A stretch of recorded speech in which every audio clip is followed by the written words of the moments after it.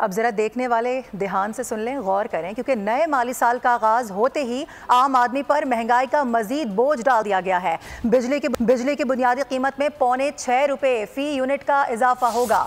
बिजली बिलों में फिक्स चार्जेस भी आयद कर दिए गए हैं, जबकि सार्फिन के बिलों में भारी इजाफे का अब खदशा पैदा हो गया है।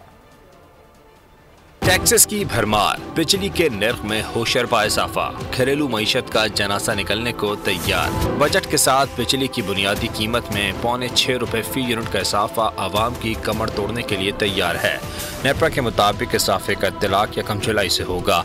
इजाफे से बिजली का औसत बुनियादी टैरिफ ₹29.78 से बढ़कर ₹35.05 फी यूनिट हो जाएगा। बिजली की तकसीमकार कंपनियों के मुनाफे में इजाफे का बोझ भी आवाम पर डाल दिया गया।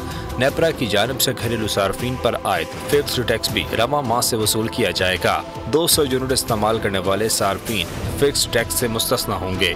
301 से 400 यूनिट इस्तेमाल करने वालों से ₹200 माहाना, 401 से 500 यूनिट इस्तेमाल करने वालों से ₹400 माहाना लिए जाएंगे।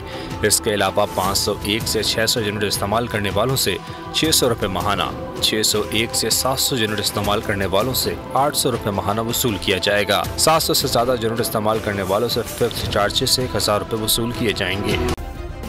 सब्सक्राइब करें और बेल दबाएं ताकि कोई खबर रह न जाए।